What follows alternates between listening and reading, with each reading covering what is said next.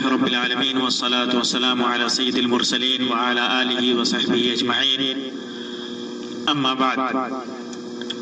محترم سامعین و ناظرین، اللہ تبارک و تعالیٰ نے انسان پر مختلف قسم کے حقوق واجب کر رکھے ہیں. وہ حقوق چاہے اللہ تبارک و تعالیٰ سے متعلق ہوں، انسان کا اپنے مذہب اور دین سے متعلق ہوں، عقیدے سے متعلق ہوں، خود سے متعلق ہوں، رشتہ داروں سے متعلق ہوں، والدین سے متعلق ہوں، سب کو شامل ہیں. اور خاص طور سے مسلمانوں کے تئیں جو حق ہے اس کی بھی وضاحت شریعت میں کر دی گئی ہے. اسی وجہ سے جو انسان لوگوں کے لیے زیادہ نفع بخش ہو اور انسان ایک دوسرے کی مدد کرے تو اس عمل کو وہ انسان اللہ تبارک و تعالیٰ کے نزدیک محبوب ہوتا ہے، اور اس کا وہ عمل جو لوگوں کو خوشی دیتا ہے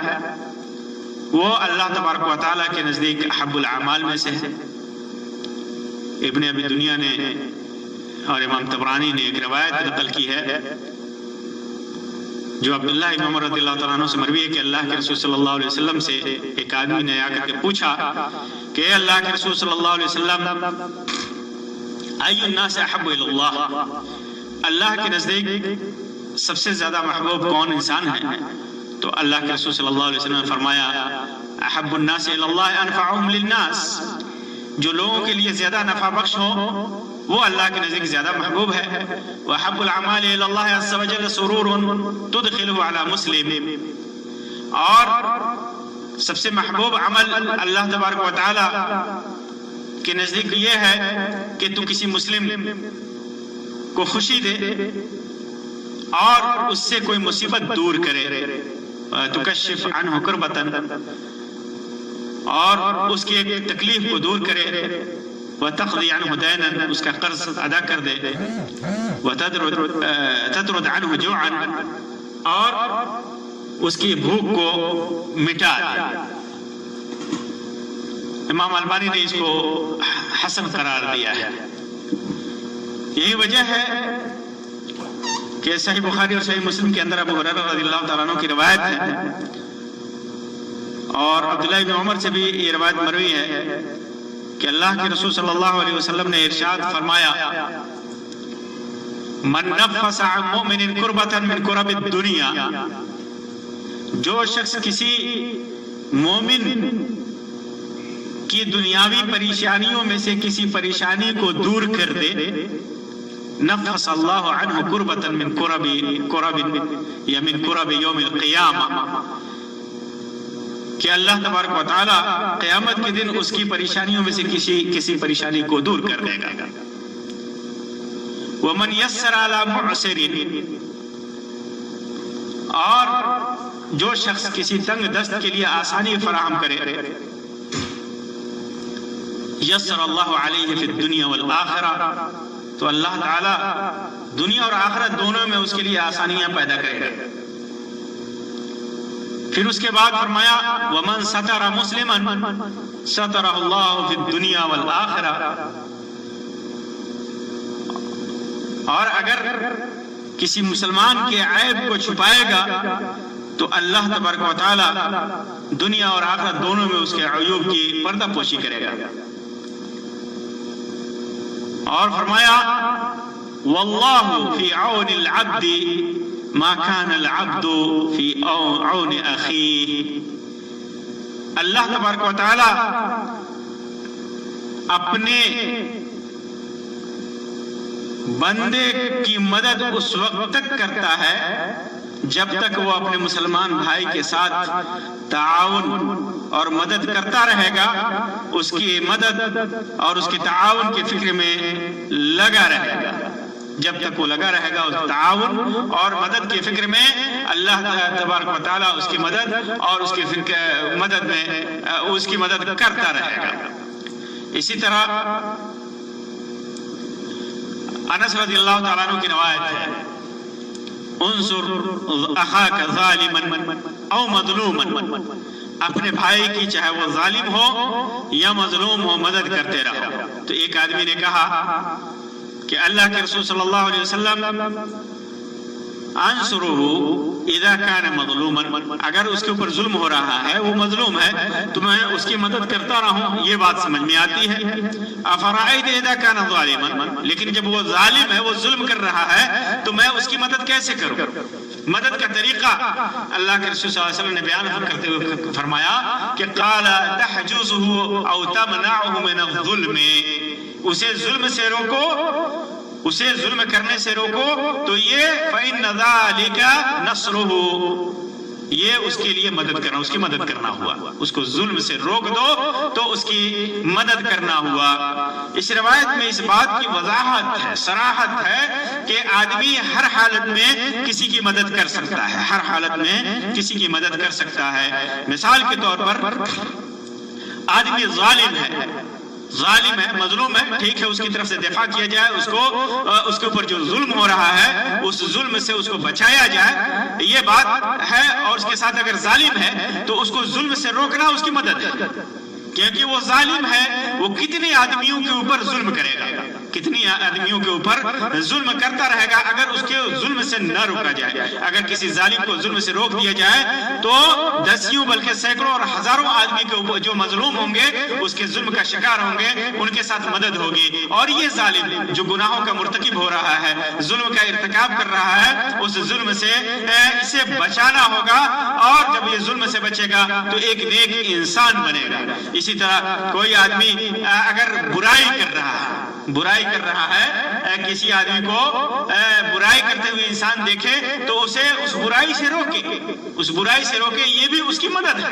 یہ بھی اس کی مدد ہے، اور اس کو برائی سے روکنا۔ اور اسی طرح اگر کسی کو بھلائی کا حکم دے رہا ہے تو اس کو بھلائی کی طرف بلانا بھی اس شخص کی طرف جو مدعو ہے،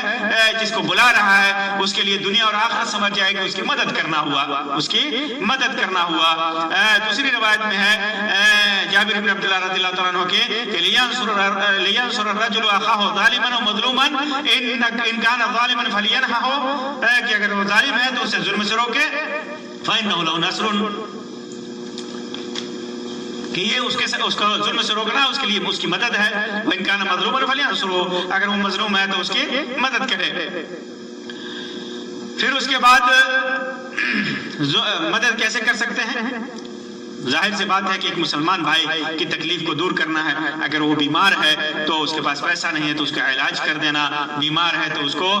ہاسپٹل تک لے جانا، بیمار ہے تو اس کے لیے وہ وسائل مہیا کرنا جس کی وجہ سے اس کی مدد ہو سکے۔ تکلیف ہے، کوئی بھی کسی بھی تکلیف میں ہو، غربت میں ہو، فاقے میں ہو، مصیبت میں ہو، پریشانی میں ہو، بیماری میں ہو، کسی بھی تکلیف میں ہو، سفر میں ہو، حضر میں ہو، کہیں بھی ہو، اس کی مدد کرنا۔ اسی طرح شادی بیاہ کا مسئلہ ہے، اگر کوئی نوجوان ہے اس کی شادی نہیں ہو رہی ہو پیسے کی وجہ سے، تو پھر اس کی شادی میں مدد کر دینا۔ شادی کے سلسلے میں ایک اور چیز کی وضاحت کر لیں کہ عام طور پر لڑکیوں کی شادی میں لوگ مدد کرتے ہیں۔ ہمارے ہندو پاک میں اس چیز کی بہت زیادہ رواج ہے کہ لڑکیوں کی شادی میں لڑکیوں کی طرف کی مدد کا رواج ہے۔ اصل میں یہ ہمارے ہاں معاشرے کی خرابی کی وجہ سے ہے کہ لوگوں نے جہیز کے نام پر لڑکیوں اور لڑکیوں کے گھر والوں کے اوپر اتنا بوجھ ڈال دیا ہے کہ وہ لوگ تکلیف اور پریشانی میں آ جاتے ہیں، اور جہیز کا انتظام کرنے کے چکر میں وہ مفلس ہو جاتے ہیں۔ تو آدمی جہیز کے لیے ان کی مدد کرتا ہے، یہ چیز جائز نہیں ہے کہ کسی غلط چیز کے لیے آدمی کسی کی مدد کرے، غلط چیز کے لیے کسی کی مدد کرے، یہ جائز نہیں ہے۔ غلط جہیز فی نفس ہی غلط ہے۔ ہاں، اتنی مدد کرنا کہ وہ آدمی اپنے لڑکی کی شادی کر رہا ہے تو اس کے لیے جو کپڑے لتے وغیرہ یا چند مصارف ہیں اس کے خرچ کے لیے اس کے پاس پیسہ نہیں ہے،